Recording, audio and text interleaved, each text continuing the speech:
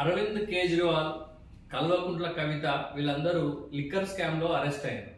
అయితే liquor scam లో arrest కావడం అనేది చాలా చిన్న విషయం, ఎందుకంటే అది దేశానికి నష్టం జరగదు. దానివల్ల కొన్ని కోట్లు దేశము లేదా ప్రభుత్వ ఖజానాకు నష్టం అవుతుంది కావచ్చు, కానీ పెద్ద ఎత్తున దేశానికి నష్టం జరిగేది అయితే దాంతో ఏం లేదు. ఈ హవాలా కేసుల వల్ల కావచ్చు, లేదా చిన్న చిన్న స్కామ్ల వల్ల భారతదేశానికి ఎక్కువ నష్టం లేదు. కానీ ఈ అరవింద్ కేజ్రీవాల్ అనేటోడు మనం అనుకున్నంత అమాయకుడు కాదు. ఏం చేసిండు? చీపిరితోని కరప్షన్ అంతా ఊడ్చేస్తా అన్నాడు. అన్నా హజారే పేరు వాడుకున్నాడు, ముఖ్యమంత్రి అయ్యాడు.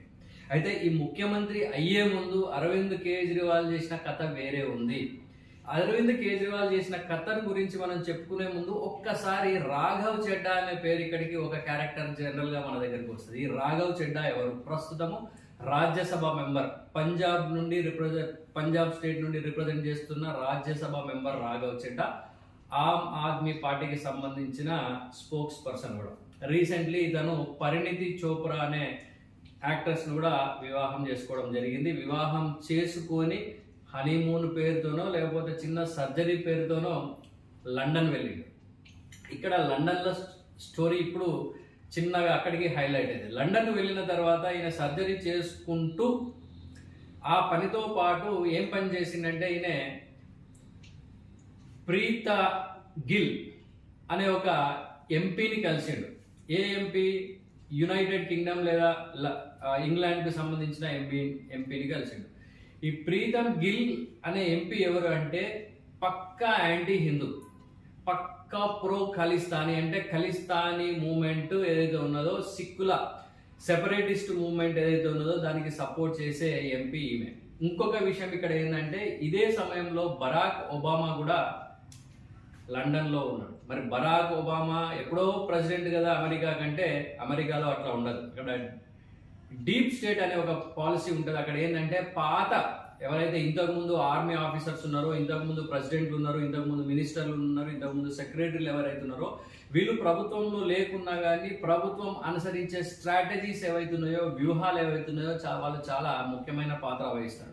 సో ఇక్కడ రాఘవ్ చెడ్డా అనేవాడు భారతదేశ ప్రభుత్వ అనుమతి లేకుండా ఒక యాంటీ ఇండియన్, అంటే ఒక ఖలిస్తానీ ఎంపీని కలిసిండు. అదే విధంగా MI6 అనే ఆఫీస్ ఉంటుంది, ఇంగ్లాండ్ కు సంబంధించిన ఇంటెలిజెన్స్ ఆఫీస్. అక్కడ ఫోటోలు దిగి పెట్టడం జరిగింది. మరి బరాక్ ఒబామా కూడా అక్కడనే ఉన్నాడంటే వీళ్ళు ముగ్గురు కలిసి ఒక స్ట్రాటజీ చేసి భారతదేశానికి విరుద్ధంగా ఏమన్నా ఆలోచిస్తున్నారా, ఏమన్నా కుట్ర వండుతున్నారా అనేది ఒక డౌట్ అక్కడ ఏర్పడుతుంది. ఇంకొక విషయం ఏంటంటే ఇప్పుడు మనము కేజ్రీవాల్ యొక్క వెనుకకు పోయి కేజ్రీవాల్ యొక్క హిస్టరీ చూసినట్టయితే, కేజ్రీవాల్ యాక్చువల్గా మనకు తెలుసు బాగా చదువుకున్నాడు. ఐఐటి అని అనగానే మనం చదువుకున్నాడు అనగానే వాడు పెద్ద తెలివిగల్లోడు అనగానే దేశానికి ఉపయోగపడతాడు అనుకుంటాం. కానీ ఇక్కడ చూడండి, IITN ఫస్ట్ టాటాలో దగ్గరలో చేసిండు, తర్వాత ఇండియన్ సివిల్ సర్వీసెస్ లో వచ్చాడు. ఇండియన్ సివిల్ సర్వీసెస్ లో పనిచేస్తున్నాడు, IRS లో పనిచేస్తున్నాడు, ఇన్కమ్ ట్యాక్స్ డిపార్ట్మెంట్ లో ఏదో పెద్ద పోస్ట్ లో ఉన్నాడు ఢిల్లీలో. పోస్ట్ లో ఉండగానే ఒక NGO పెట్టిండు మనీష్ సిసోడియాతో, ఒక నాన్ గవర్నమెంటల్ ఆర్గనైజేషన్ NGO స్థాపించిండు. ఆ NGO పేరు సంపూర్ణ పరివర్తన్. మరి ఈ సంపూర్ణ పరివర్తన్ దేనికోసం పెట్టిందంటే వీళ్ళు ఈ రైట్ టు ఇన్ఫర్మేషన్ యాక్ట్ కానీ, ఇండియా అగేన్స్ట్ కరప్షన్ అనే విషయాల మీద కొట్లాడేందుకు వీళ్ళు ఈ సంపూర్ణ పరివర్తన్ అని పెట్టిండ్రు. ఈ సంపూర్ణ పరివర్తన్ వెనుక ఉన్న సంస్థ ఏంటంటే ట్రాన్స్పరెన్సీ ఇంటర్నేషనల్. ఈ ట్రాన్స్పరెన్సీ ఇంటర్నేషనల్ కు ఫండింగ్ ఎక్కడికి వెళ్ళి వస్తుందంటే ఫోర్డ్ ఫౌండేషన్ ఉంది. ఈ Ford Foundation, Rockefeller Foundation, George Soros వీళ్ళంతా కూడా CIA తోని సంబంధం ఉంది.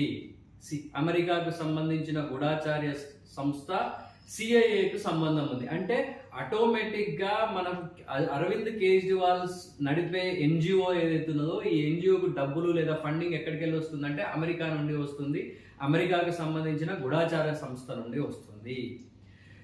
ఎందుకు మరి గూఢాచార్యం ఎందుకు చేయవలసి వస్తుంది? ఇటువంటి స్పై యాక్టివిటీస్ అమెరికాకి ఇండియాలో ఏం అవసరమైందంటే ప్రపంచంలో డెవలప్ అవుతున్న నేషన్స్ ఏవైతున్నాయో, అభివృద్ధి చెందుతున్న నేషన్స్ ఏవైతున్నాయో వాళ్ళలో ఒక స్లో పాయిజన్ లాగా వాళ్ళ ప్రజెన్స్ ఉంచుకోవడానికి అమెరికా ఎప్పటి నుండో ప్రయత్నిస్తుంది. అంటే భారతదేశం యొక్క ప్రభుత్వం ఏదైతే ఉన్నదో ప్రభుత్వం వాళ్ళ చేతుల్లో ఉండాలి, వాళ్ళ చేతుల్లో నడవాలి అనేది వాళ్ళ ఉద్దేశం.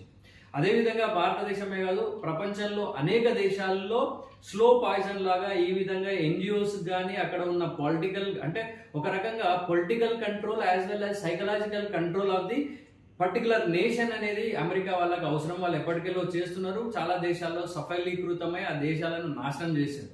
సో 2000 అంటే అరవింద్ కేజ్రీవాల్ ఒక గవర్నమెంట్ ఉద్యోగి అయి ఉండి కూడా ఒక ఎన్జిఓని స్థాపించాడు. ఆ ఎన్జిఓ కూడా డబ్బులు ఎక్కడికి వెళ్ళి తీసుకున్నాడు? విదేశీ సంస్థల నుండి డబ్బులు తీసుకున్నాడు. ఇది చట్టరీత్యా నేరం. ఈ జార్జ్ సోరోస్, ఈ సిఐఏ వీళ్ళందరూ కలిసి ఏం చేసిందంటే ఈ కేజ్రీవాల్ను ఒక రకంగా హైలైట్ చేయడానికి ప్రయత్నించారు. భారతదేశంలో కొంచెం పేరు తీసుకొచ్చి హైలైట్ చేసిండ్రు. ఫస్ట్ ముఖ్యంగా రామన్ మెగసెసే అవార్డు అరవింద్ కేజ్రీవాల్కి వచ్చినట్టు చూసిండ్రు. రామన్ మెగసెసే అవార్డుతో పాటు అశోక ఫెలోషిప్, అదేవిధంగా ఇంకొక ఎన్జిఓ కూడా స్టార్ట్ చేసిండు. కబీర్ అనే ఒక ఎన్జిఓ స్టార్ట్ చేయడం జరిగింది అరవింద్ కేజ్రీవాల్. సో కబీర్, సంపూర్ణ పరివర్తన, వీటితో పాటు రామన్ మెగసెసే అవార్డు, అదేవిధంగా అశోక ఫెలోషిప్, వీటన్నిటితోని కొద్దిగా హైలైట్ అయ్యి ప్రజల్లోకి వచ్చే టైంలో మనకు అన్నా హజారే తన ఉద్యమాలు స్టార్ట్ చేసిండు కరప్షన్కు విరుద్ధంగా. లోక్పాల్ బిల్లు కావాలని దానికి కొట్లాడడం జరిగింది.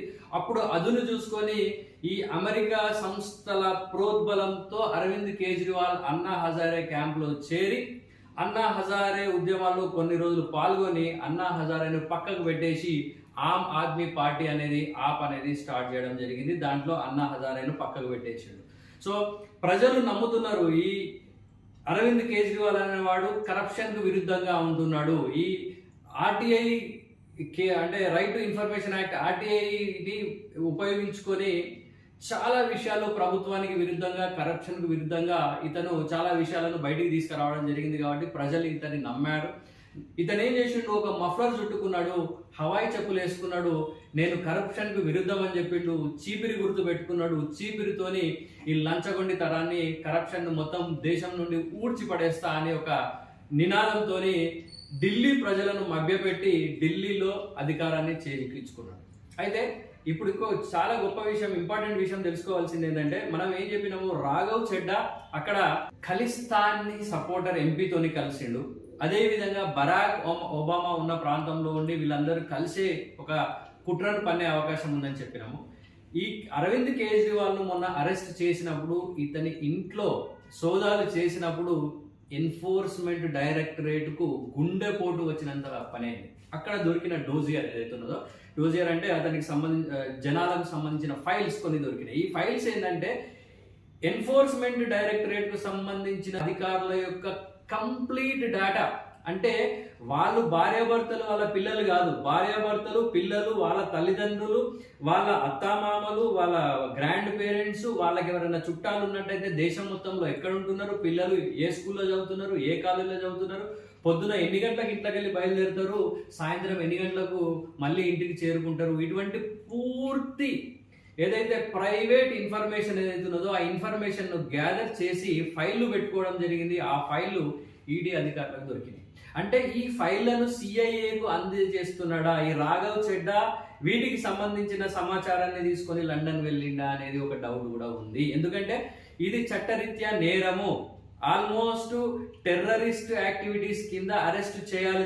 దీనికి మనీ లాండరింగ్ ఈడీ పనే కాదు, డైరెక్ట్ ఇతనికి టాడా చట్టం కింద కూడా, లేదా ఈ ప్రభుత్వానికి వ్యతిరేకంగా పనిచేసినట్టు దేశద్రోహ చట్టం కింద కూడా అరవింద్ కేజ్రీవాల్ను అరెస్ట్ చేయొచ్చు. కానీ ప్రస్తుతానికి మాత్రం మనీ లాండరింగ్ కేసు కిందనే అరెస్ట్ చేయడం జరిగింది. సో ఇంత పెద్ద దేశద్రోహి, అన్నిటిని వదిలేద్దాం మనం, మనీ లాండరింగ్ వదిలేద్దాము, సిఐఏతో సంబంధాలను వదిలేద్దాము, ఎన్జిఓ పెట్టడం వదిలేద్దాము, ఫారెన్ ఫండింగ్ తీసుకోవడాన్ని అన్నిటిని వదిలేద్దాం. కానీ 150 మంది ఈడీ అధికారుల ప్రైవేట్ సమాచారాన్ని డాక్యుమెంట్ చేసి ఇంట్లో పెట్టుకున్నాడంటే దీన్ని క్షమించవచ్చా? ఆలోచించండి. మనం ఏమనుకుంటామంటే ఏది మనం చూస్తే అది కరెక్ట్ అనుకుంటాం. మొన్నటి వరకు మన తెలంగాణ ప్రాంతంలో ఒక సబ్ రిజిస్ట్రార్ ఉండే తస్లీమా మొహమ్మద్ అని సబ్ రిజిస్ట్రార్ ఉండే. ఆమె సీతక్క వెనుక ఉండి సామాన్లు మోయడము, పొలంలోకి పోయి నారు పెట్టడము, కూలీలతో సమానంగా పనిచేయగానే మనం అంతా అంధభక్తులం అయిపోయినాం. ఒకటేసారి భక్తి పెరిగిపోయింది, ఆమెకు ఫ్యాన్స్ పెరిగిపోయింది. అబ్బా ఇంత మంచి వ్యక్తి కదా అనుకున్నాం. కానీ 2 రోజుల కింద ఏమైంది, ఆమె లంచం తీసుకుంటూ దొరికింది. సో సమాజంలో మనం చూసేదంతా కూడా కరెక్ట్ కాదు, మన కళ్ళతో చూసింది కూడా కరెక్ట్ కాదు. కొన్ని సందర్భాల్లో కొంచెం ఆలోచించి విశ్లేషించి వాట్ ఈస్ గోయింగ్ ఆన్ అనేది తెలుసుకోవాలి. దేశమంతా కూడా ఈ ప్రతిపక్షాలంతా కూడా అరవింద్ కేజ్రీవాల్ను అరెస్ట్ చేయడం అనేది తప్పు తప్పు అంటున్నారు. కానీ 150 మంది ఈడీ అధికారుల యొక్క సమాచారాన్ని సేకరించిన వ్యక్తిని అరెస్ట్ చేయడం తప్ప, ప్రపంచంలోని మన దేశానికి సంబంధించిన వ్యతిరేక శక్తులు జార్జ్ సోరస్, ముఖ్యంగా సిఐఏ వీళ్ళతోని కలిసి పనిచేయడిసిన వాళ్ళని అరెస్ట్ చేయడం తప్ప. సో అదే విధంగా పంజాబ్లో మొత్తం ప్రశాంతంగా ఉన్న పంజాబ్ని మొత్తము అల్లకల్లోలం చేయడంలో కూడా ఆ పాత్ర ఉంది. సో ఢిల్లీని నాశనం చేసిండ్రు, పంజాబ్ను నాశనం చేసిండ్రు, ఇప్పుడు మొత్తం భారతదేశాన్ని నాశనం చేసేందుకు ఆమ్ ఆద్మీ పార్టీ పూనుకున్నది. వాళ్ళకు కావాల్సింది అధికారం తప్ప దేశం యొక్క మంచి చెడులు కాదు. దేశ ద్రోహానికి, లంచగొండితనానికి మొత్తం భారతదేశంలో మారుపేరు ఈ ఆమ్ ఆద్మీ పార్టీ. అదేవిధంగా కేజ్రీవాల్, మనీష్ సిసోడియా, రాఘవ్ చడ్డా లాంటి వాళ్ళు. సో ఇటువంటి వాళ్ళను అరెస్ట్ చేయడం తప్ప. కామెంట్ చేయండి, కామెంట్లో తెలపండి. నా వీడియో కనుక నచ్చినట్టయితే సబ్స్క్రైబ్ చేసుకోండి, లైక్ బటన్ నొక్కండి.